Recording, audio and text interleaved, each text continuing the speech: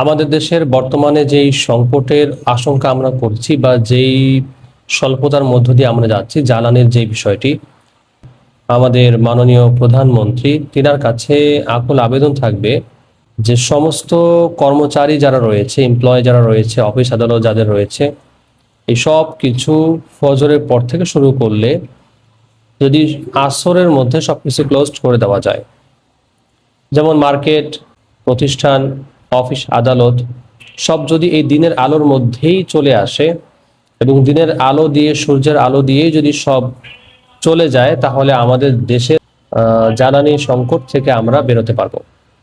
এই 60% জ্বালানি আমরা সংরক্ষণ করতে পারবো বা সেভ করতে পারবো। এটা কিন্তু আপনি যদি কাগজ কলম নিয়ে বসেন দেখবেন আসলে তাই।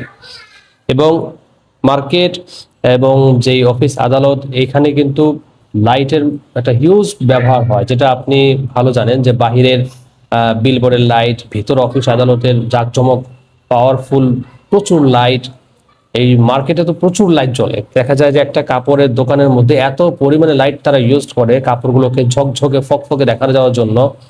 বাজারের মধ্যে দেখা যায় যে বিভিন্ন সবজির দোকানে যেই সবজির কালার যেইটা, বিশেষ করে গ্রিন কালার সবজির উপরে গ্রিন লাইট দিয়ে একদম ভরপুর করে রাখে। পচা মরা সবজিকেও দেখা যায় মাত্র বুঝি হয়তো বা ক্ষেত থেকে তোলা হয়েছে। আবার দেখা যায় মাছের মধ্যে যেটা ইলিশ মাছ, তারপরে চিংড়ি মাছ, এই ধরনের মাছের উপরে নীল কালারের লাইট ইউজ করে। পেঁয়াজ, এগুলোর উপরে দেখা যায় লাল কালারের লাইট ইউজ করে। আবার দেখা যায় যে সমস্ত মাছ একটু লাল টাইপের, হ্যাঁ, এগুলোর উপরে লালটাকে গাঢ় দেখানোর জন্য, মানে আমি যেটা বোঝাতে চাচ্ছি, এক তো 2 নম্বরই, দ্বিতীয়ত প্রচুর পরিমাণে এখানে লাইট ইউজ হয়। তো এটা যদি আপনি তদারকি করে এগুলো বন্ধ করা যেতে পারে, এবং তাহলে আমাদের যেটা হবে যে এক তো আমাদের দেশের জ্বালানির সেফ হবে 60% কম বেশি। পাশাপাশি রাসূল সাল্লাল্লাহু আলাইহি ওয়াসাল্লামের যে সুন্নাহ, যে সকালে ফজরের পরে দ্রুত ঘুম থেকে উঠে যাওয়া এবং দ্রুত আবার রাতে ঘুমিয়ে যাওয়া, তো যদি বিকেলের মধ্যে যদি মানুষগুলো বাসায় ব্যাক করতে পারে, দেখুন সকাল থেকে যদি একটা মানুষ ফজরের পর থেকে কাজ শুরু করে, তাহলে কিন্তু সেই কাজের মধ্যে বরকত হয়। এবং দেখা যায় যে সেই কাজ সব ফজরের পর থেকে মোটামুটি 6টা থেকে 7টা থেকে যদি অফিস চালু করে দেওয়া যায়, আলহামদুলিল্লাহ বিকেল পর্যন্ত হিউজ টাইম। এবং বিকালে বাসায় ফিরে এসে বাস বিকালে একটু হাঁটাচলা করে, তারপরে সন্ধ্যায় নামাজ পড়ে খাওয়া দাওয়া করে ফ্যামিলিকে কিছু সময় দিয়ে বাস এসার পরে ঘুম।